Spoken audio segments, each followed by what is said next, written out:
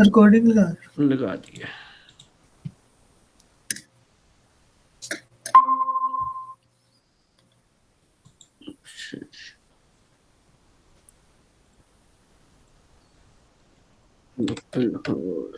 PHP में।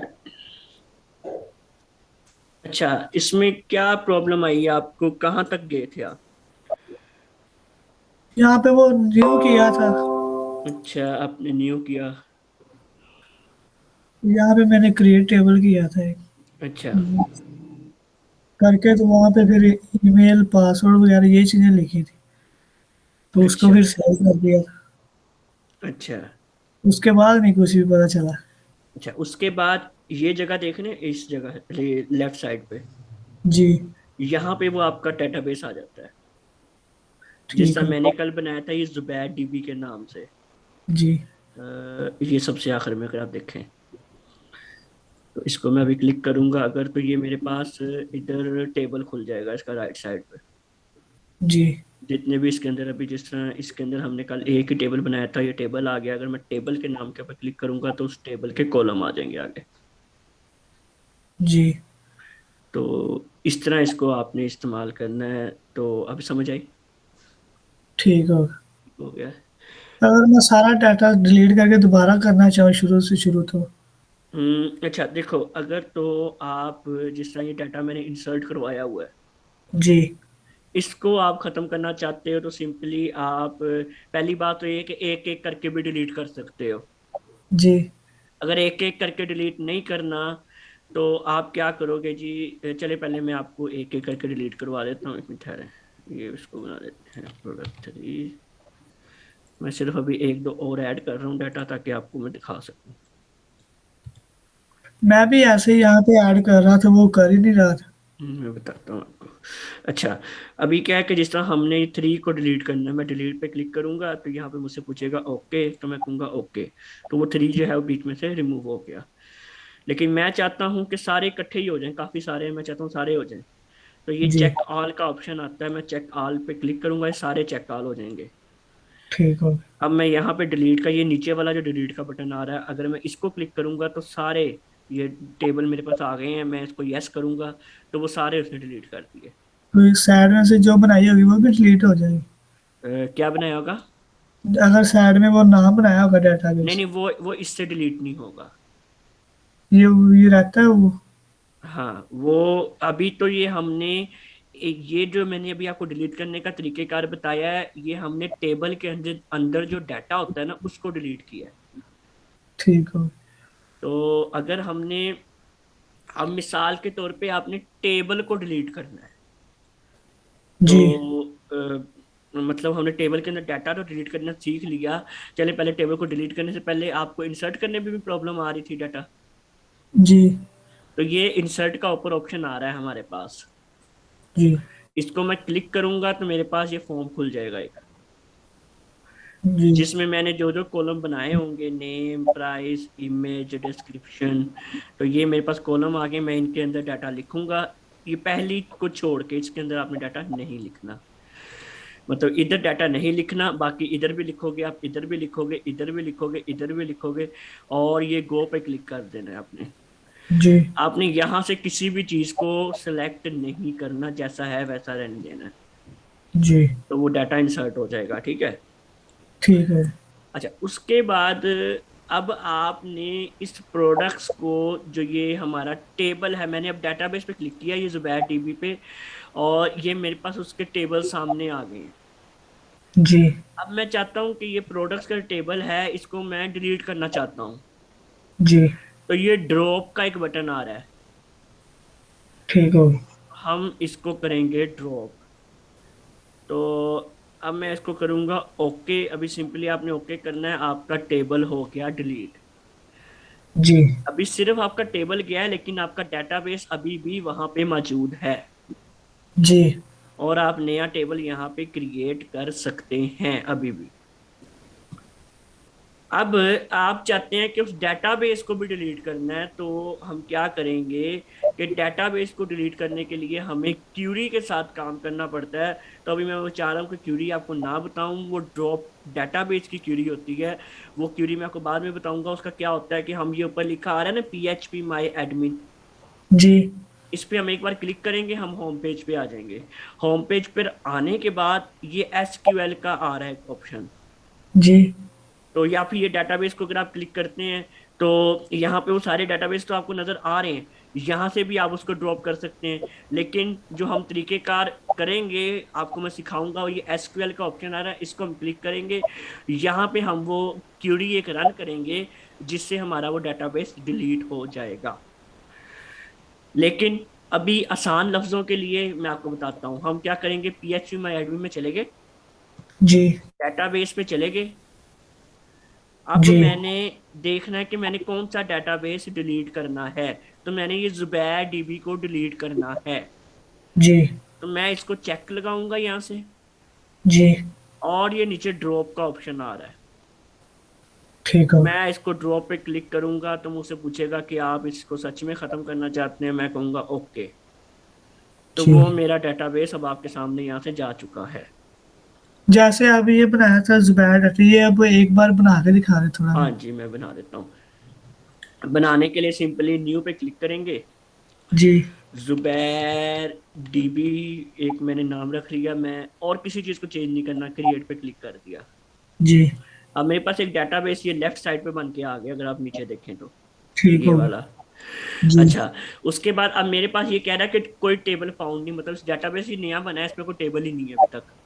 जी तो हम अपना पहला टेबल इसके अंदर बनाते हैं। तो मैं कहता हूँ हम प्रोडक्ट्स का टेबल बना लेते हैं दोबारा से।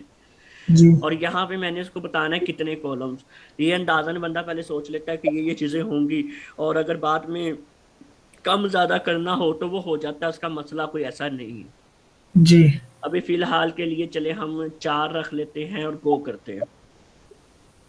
अब मेरे से ये पूछेगा टेबल में आपने कौन कौन से कॉलम बनाने हैं। जी इस जगह पे ये जो नेम की फील्ड आ रही है, इसके नीचे मैंने कॉलम के नाम लिखने हैं। तो पहला कॉलम हमेशा मेरा ID होगा। अगला कॉलम कुछ भी जो आपके जहन में होगा, जैसा मैं कहता हूँ प्रोडक्ट नेम। जी याद रहे कि यहाँ पे हम स्पेस नहीं देते। अगर आपने 2 नाम इकट्ठे लिखना है, जैसा मैंने प्रोडक्ट नाम लिखा है, तो मैं अंडरस्कोर, यहाँ पे ये जो ना अंडरस्कोर ये आ जाता है, ये मैं जी हम लगा देते हैं। अच्छा, उसके बाद प्रोडक्ट नेम के बाद मैं कहता हूँ जी एक प्राइस है, एक मैं कह देता हूँ जी डिस्क्रिप्शन है। जी ये मेरे पास 4 कॉलम्स हैं। अब मुझे पता है कि मेरी जो ID है ये ऑटो इंक्रीमेंट होगी। जी तो ऑटो इंक्रीमेंट के लिए ये चेक एक आ रहा है हमारे पास, आ रहा है। इसको मैं क्लिक करूंगा तो ये मेरी प्राइमरी की खुद ही बना दी उसने। जी अब प्रोडक्ट नेम जो है ये हम इंट में नहीं बल्कि यहाँ से var 4 को सिलेक्ट करेंगे, जी और इसकी var 4 की हम एक लेंथ भी देंगे, उसकी वैल्यू देंगे, इतनी लेंथ आप इसमें करो। और इसके बाद प्राइस हमें इंटीजर में ही चाहिए, डिस्क्रिप्शन को हम टेक्स्ट में ले सकते हैं, तो इसकी हमें लेंथ देने की कोई खास ज़रूरत नहीं है। जी उसके बाद आपने ये नीचे सेव का बटन आ रहा है, सेव पे क्लिक कर देना है। ठीक हो गया। अब आपके पास ये डाटा बेस और उसके अंदर एक प्रोडक्ट्स के नाम से टेबल बनकर आ गया है। जी अब अगर मैं दोबारा अपना ये साइड पे आऊं और ये जो मेरा डाटाबेस आ रहा है मैं इसको क्लिक करूं, तो अब मेरे पास ये प्रोडक्ट्स का टेबल आ गया है। यहाँ पे कोई और टेबल होता तो वो भी यहाँ पे नाम शो हो जाता। जी अब ये प्रोडक्ट्स का टेबल है, मैं इसको क्लिक करूंगा तो मैं इसके अंदर आ गया हूँ। अभी अगर आप देखो तो मेरा डाटा खाली है, यहाँ पे कुछ भी डाटा नहीं, सिर्फ कॉलम के नाम लिखे हुए हैं। जी तो मैं क्या करूंगा, इंसर्ट पे क्लिक करूंगा। तो मैं यहाँ पे अब नाम दूंगा प्रोडक्ट 1, उसकी प्राइस दूंगा जी 500, डिस्क्रिप्शन दूंगा जी डिस्क्रिप्शन, कुछ भी आप दे सकते हैं, और सिंपली गो पे क्लिक कर देना है। जी तो अब मैं दोबारा ब्राउज पे अगर क्लिक करूंगा तो ये मेरा प्रोडक्ट यहाँ पर आ गया है। जी तो अभी तक कोई सवाल आपका? नहीं, आज ठीक लग गया, बहुत अच्छी चीज का लगा। चैलेंज गुड हो गया। अब आज का हम आगे लेक्चर भी शुरू करते हैं। जी तो अच्छा, हमने PHP माई एडमिन के अंदर डेटाबेस बनाना भी सीख लिया, टेबल बनाना जी। भी सीख लिया, कॉलम भी, इंसर्ट भी, डिलीट भी, अपडेट भी, सब कुछ हमने देख लिया। जी। तो अब बारी आती है PHP के साथ इसका काम कैसे करना है। जी। हाँ, तो PHP में PHP में सबसे इम्पोर्टेंट जो चीज डेटाबेस में सबसे पहली चीज की जाती है वो होती है कनेक्शन। जी। हम अपनी वेबसाइट का अपने डेटाबेस के साथ कनेक्शन करते हैं, ठीक हो। तो ताकि उसको पता चल जाए कि किस डेटाबेस के साथ मेरा लिंक होगा। जी। तो कनेक्शन करने के बाद हम अगली चीजें करेंगे। सबसे पहले हम सिंपल कनेक्शन का एक कोड रन करवाते हैं, उसको देखते हैं। तो आपने सिंपली क्या करना है कि सबसे पहले तो जैम्प आपने ये दोनों चला लेने हैं।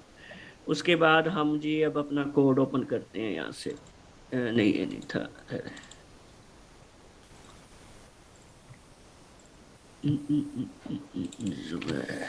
Okay, with code.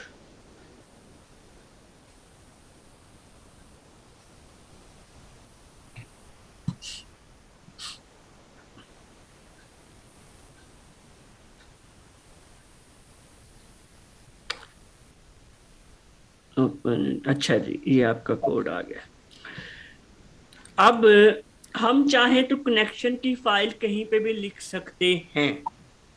Ji. Connection का कोड कहीं पे भी हमारा आ सकता है, लेकिन हम अच्छा काम करेंगे, बेहतर काम करेंगे तो हम सिंपली क्या करेंगे कि हम यहाँ पर एक न्यू फाइल बना लेंगे और उसका नाम रख लेंगे G connection dot P. PHP। इसका कुछ जी। भी नाम आप रख सकते हैं, मैंने कनेक्शन डॉट PHP रखा है। जी। अब कनेक्शन का कोड क्या होता है जी, सिंपल है। हमने क्या करना है, सबसे पहले एक बार गूगल पे जाते हैं। इसको बेशक आप जुबानी भी याद कर सकते हैं, ये सिंपल कोड होता है। Database connection PHP w3 school.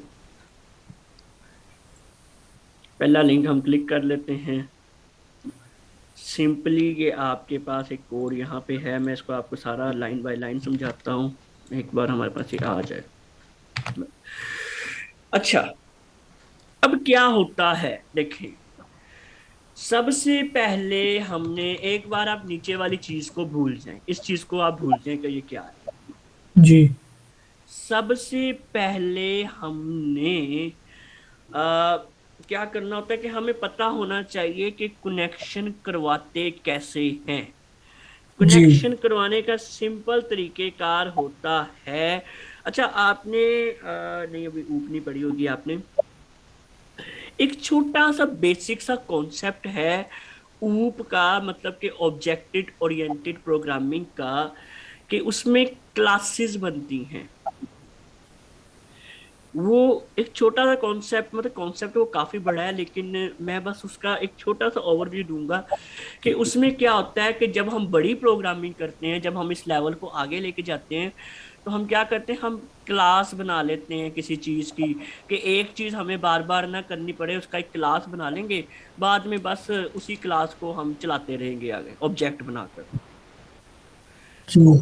तो ये अभी मुझे पता है कि थोड़ा सा आपके लिए ये चीज एक छोटी सी टफ सी होगी कि मैंने क्या बोला है, लेकिन अभी आप इसको इग्नोर कर दें। अब हम कर क्या रहे हैं, हमें कनेक्शन बनाना है। कनेक्शन बनाने के लिए सबसे पहले हमने एक अपने मर्जी से एक वेरिएबल सोच लेना है। मैं इसका नाम रख लेता हूँ कनेक्शन। आप यहां से एक अपनी मर्जी का वेरिएबल सोच लेंगे और ये वेरिएबल हर उस जगह पे चलेगा जब जब आपने डेटाबेस की क्यूरी को रन करवाना है जी। PHP के साथ। अच्छा, अब ये हमने वेरिएबल डिक्लेयर कर लिया, अब मैं इज इक्वल टू डाल दूंगा। ठीक अब हो। यहां पे हम लिखेंगे न्यू। ये हर बार न्यू ही लिखेंगे, इसके अलावा हम और कुछ नहीं लिख सकते। जी एक ऊप का कॉन्सेप्ट है। हम इसमें क्या कर रहे हैं, डेटाबेस की माई एसक्यूएलआई की क्लास को दोबारा ऑब्जेक्ट बना रहे हैं, हम उसको इस्तेमाल कर रहे हैं। हमने बस उसको ये बताना है कि ये एक न्यू ऑब्जेक्ट है। जी न्यू लिख लिया, उसके बाद हमने यहाँ पर माई एसक्यूएल आई, ये भी आप इसको तब्दील नहीं करेंगे, ठीक हो। एज इट इज आपने लिखना है, इतना तो। जी अब इसके अंदर होगा क्या, इसके अंदर सबसे पहले आपने उसे क्या कहते हैं, अपने सर्वर का नाम बताना है जी कि जी आपका सर्वर नाम क्या है। अब सर्वर होता क्या है पहले हमें ये देखना है। हम लोकल होस्ट पे काम कर रहे हैं, यानी कि जैम्प पर काम कर रहे हैं, ये एक लोकल होस्ट सर्वर है। जी हम अगर जब भी लोकल होस्ट पे काम करेंगे, हमने सिंपली वहां पर सर्वर के लिए लोकल होस्ट इस्तेमाल करना है, कुछ इस तरह से लोकल होस्ट। जी ठीक हो। आगे वो पूछेगा कि आपके जो PHP माई एडमिन है, इसका यूजर नेम क्या है। तो आपने यूजर नेम तो कभी कुछ रखा ही नहीं होगा, तो आपको पता ही नहीं जी होगा कि इसका क्या हो सकता है। तो परेशान नहीं होना। जब आप PHP माई एडमिन पहली बार इंस्टॉल करेंगे कभी भी जिंदगी में, जिसका आपने भी किया हुआ है, तो उसका बाय डिफॉल्ट यूजर नेम होता है, एडमन। नहीं, रूट। रूट। हाँ जी। और इसका बाय डिफॉल्ट पासवर्ड होता है कुछ भी नहीं। बाय डिफॉल्ट इसका पासवर्ड कुछ भी नहीं होता। ठीक है। कुछ भी ना लिखोगे? अगर नहीं, मान। हाँ मतलब ये ना लिख देना कुछ भी नहीं। ये नहीं, ठीक है। हाँ, ठीक है। तो अभी मैं आपको बताता हूँ। अब अगली जो जगह आती है, ये आती है हमारी बेसिकली, अभी डेटाबेस का नाम आ गया, मैं आपको बताऊंगा वो कहाँ पे आएगा। ये हम यहाँ पे यूजर नेम लिखते हैं, तो हमने लिख देना है रूट। जी अब हमारी यहाँ पे आती है पासवर्ड की जगह, तो पासवर्ड हमारा कुछ भी नहीं है, तो हमने ये खाली डॉट छोड़ देने, मतलब खाली कॉलन छोड़ देने। जी आगे हमारा यहाँ पे डेटाबेस का नेम आ जाता है, जो हमने PHP में एडमिन के अंदर क्रिएट किया था, मैंने किया था जी ZubairDB। जी तो अब हम जरा थोड़ा सा उसको वो भी कर लेते हैं, क्या उसको कहते हैं, मैच कर लेते हैं। एक मिनट।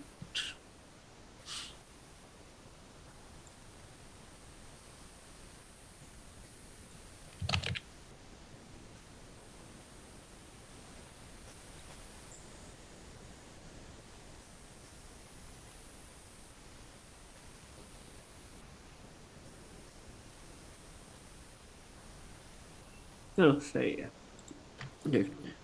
अच्छा, इतना हमने उसको बता दिया कि भैया मेरा कनेक्शन बना दो इसके साथ। जी इसमें मैंने उसको बता दिया जी मेरा सर्वर जो है वो लोकल होस्ट है, यानी कि ये ठहरे, मैं अगर आपको थोड़ा सा ऐसे बताने की कोशिश करूं, मैं यहाँ पे इसको ले आता हूँ, यहाँ पे लिख लेता हूँ, और अगर मैं इसको सेम पेस्ट यहाँ पे कर लूँ, तो ये है मेरा सर्वर नेम, ये है मेरा यूजर नेम, जी यहाँ पे मेरा पासवर्ड आएगा अगर हुआ तो, जी और यहाँ पे मेरा डेटाबेस नेम आएगा।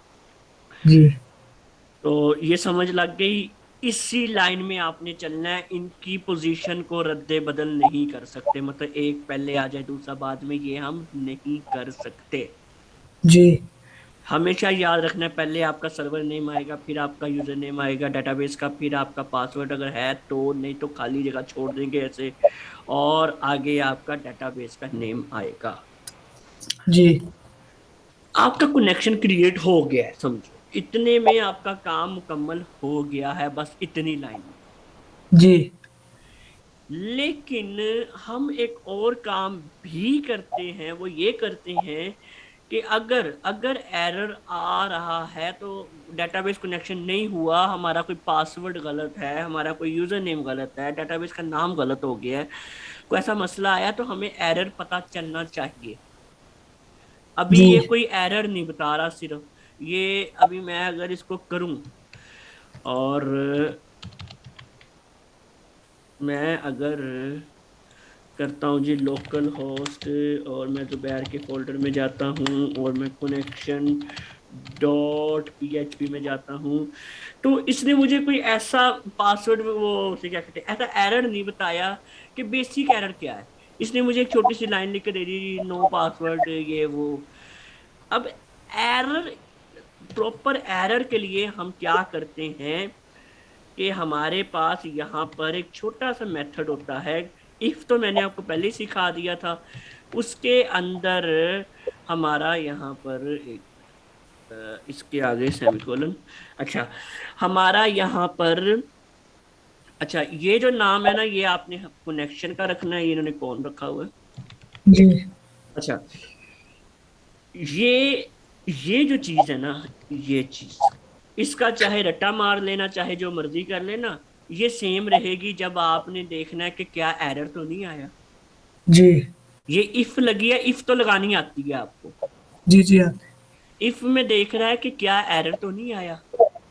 अगर जी एरर आया है तो पहले तो बताओ कनेक्शन फेल्ड, और आगे उसका एरर प्रिंट करवा दो। जी इतनी सी बात है जी। रिफ्रेश करें तो अब वो मुझे प्रॉपर एरर बताएगा कि जी आपका फलां था, आपने फलां किया, आपका फलां मसला है। तो इसका ये हमें फायदा हो जाता है। जी खैर, अब एक और चीज जो मैंने इधर क्या किया कि मैंने पासवर्ड अपने डेटाबेस को लगाया हुआ है। ये पासवर्ड आपको नहीं लगा होगा तो आपने उसमें परेशान नहीं होना। तो यहाँ पे ये मैं पासवर्ड लगा लेता हूँ, और अब ये मेरा जो है बगैर एरर के चल गया है। ठीक हो। पता कैसे चलेगा चल गया है? एल्स, मतलब अगर इफ कनेक्शन एरर आया तो ये चले, नहीं आया तो एल्स मैं कहता हूँ एको करवा दो जी, इट्स कनेक्टेड। ये जस्ट हमने चेक करने के लिए किया है, तो ये देखें इट्स कनेक्टेड लिखा आ गया है। जी इतनी इस चीज में कोई आपका सवाल हो? नहीं, अब भी पता चला। अच्छा ठीक है। कनेक्शन हमने बना लिया है, और खैर मैं ये अभी एको नहीं करवा रहा कि एल्स पे क्या चले। अच्छा, कनेक्शन हमने बना लिया है, हमने डेटाबेस के साथ सारा काम कर लिया है। अब हम क्या करेंगे कि हमने कनेक्शन की फाइल तो इधर बनाई है। अब जी हमने अपनी जो क्यूरी लगानी है, वो सिलेक्ट करवाना है, वो हमने किसी और पेज पे करवाना हो तो जी उसके लिए हम सिंपली क्या करते हैं। अब आपको एक चीज पता है, ये मेरा होम है। जी हो गया। इसके अंदर मैंने हेडर इंक्लूड करवाया हुआ है ना। करवाया हुआ है। ये मेरा लेकिन डिटेल पेज है, और इसके अंदर भी मैंने हेडर इंक्लूड करवाया हुआ है। जी मैंने अगर सारी फाइलों पे अलग अलग हेडर इंक्लूड करवाया हुआ है, इसका मतलब कि मेरे पास इन सब चीजों में जो कॉमन है वो क्या है? हेडर। मैटर। तो अगर मेरे पास हेडर कॉमन है, तो क्या मैं हेडर के अंदर एक ही बार इस कनेक्शन फाइल को इंक्लूड करवा दूं, वो सब पे चली नहीं जाएगी? चल जाएगी। हाँ जी। तो मैं क्या करूंगा कि मैं यहाँ आऊंगा जी, और यहाँ मैं सबसे ऊपर एक पीएचपी का टैग ओपन कर देता हूँ, पीएचपी, और इसके अंदर मैं इंक्लूड करवाता हूँ, आपका जी अल्लाह भला करे, हमारी फाइल का नाम है कनेक्शन अच्छा। Dot PHP. मेरी फाइल मेरे होम वगैरह सारी जगहों पे इंक्लूड हो गई है। तो अभी यहाँ पे पता नहीं चल रहा हमें कि कैसे इंक्लूड हुई है, वो भी अब आपको मैं दिखाता हूँ। वो हम सिंपली क्या करते हैं कि यहाँ पर एक मैसेज प्रिंट करवा के देख लेते हैं, हमें पता चल जाएगा जी कि चल रहा है कि नहीं। It's connected. मैं इसको रिफ्रेश करूंगा तो यहाँ पे ये देखिए ऊपर लिखा आ गया इट्स कनेक्टेड। है ना। जी। अगर मैं किसी के डिटेल पेज पे जाता हूँ तो वहां भी हेडर इंक्लूडेड है, तो वहां भी इट्स कनेक्टेड लिखा आ गया है। जी। पर मुझे अभी ये नहीं चाहिए, तो मैं इसको खत्म कर देता हूँ ताकि ये हर पेज पे ना शो करवाए। बस। खैर, हमें ये चीज़ें पता चल गई जी, डेटाबेस का कनेक्शन कैसे बनता है और ये चीज़ें कैसे वर्क कर रही हैं, ये हमें पता चल गया है। जी। अब मैं अब आपको सिलेक्ट क्यूरी अभी बताऊं या आपके लिए ज़्यादा ना हो जाए, मैं ये भी सोच रहा हूँ। अच्छा, मुझे आप बताएं, आप इजी किस में हैं? आप अभी चाहते हैं कि आपको एक दिन मिले और आप ये जो डेटाबेस का सारा काम है ये एक बार सारा रिवाइज कर लें, उसके बाद हम क्यूरीज पे आए? हाँ जी, ये ठीक। ये ठीक पहले है मैं ना? करना क्योंकि मैं, चाहता हूँ सारा। हाँ, क्योंकि मैं चाह रहा हूँ पहले आप कनेक्शन बनाना सीख लें सारा, आपको एक बार आइडिया हो जाए, तो उसके बाद फिर हम जो है क्यूरीज की तरफ आएंगे। ठीक हो। ठीक है। क्यूरी वो है ना जो 12वीं क्लास में पढ़ा हुआ है, बुक में, कंप्यूटर बुक में। हाँ, मेरे ख्याल में कंप्यूटर में है, वो कुछ इस तरह की होती है। अगर हमने डेटाबेस से डाटा पकड़ना है तो हम क्या कहते हैं जी, सिलेक्ट। क्यूरी, हाँ जी, स्ट्रक्चर क्यूरी, ऐसे की क्यूरी काफी बिल सारी। हाँ जी, बिल्कुल, वो सिलेक्ट स्टैटिक फ्रॉम, जिस तरह हमारा टेबल है जी प्रोडक्ट्स, ये जी। इस तरह के आम वर्डिंग होती है, इंग्लिश वर्डिंग। स्टैटिक का मतलब होता है कि सब कुछ उस टेबल से पकड़ लो। जी। तो ये आगे इंशाल्लाह ताला आपको मैं आहिस्ता आहिस्ता कॉन्सेप्ट बताऊंगा, तो वो पता चलते जाएंगे। इसमें ये है कि थोड़ा हमारा टाइम लगेगा और मैं थोड़ा कम कम करके बताऊंगा, क्योंकि पीएचपी आसान नहीं है इतनी। प्रोग्रामिंग लैंग्वेज है, प्रोग्रामिंग लैंग्वेज सारी मुश्किल होती हैं। तो हम इंशाल्लाह थोड़ा थोड़ा लेके चलेंगे और जी। फिर आगे देखते हैं क्या बनता है। ठीक हो। ठीक है, चलें फिर। ओके, अल्लाह ओके। हाफिज। अल्लाह।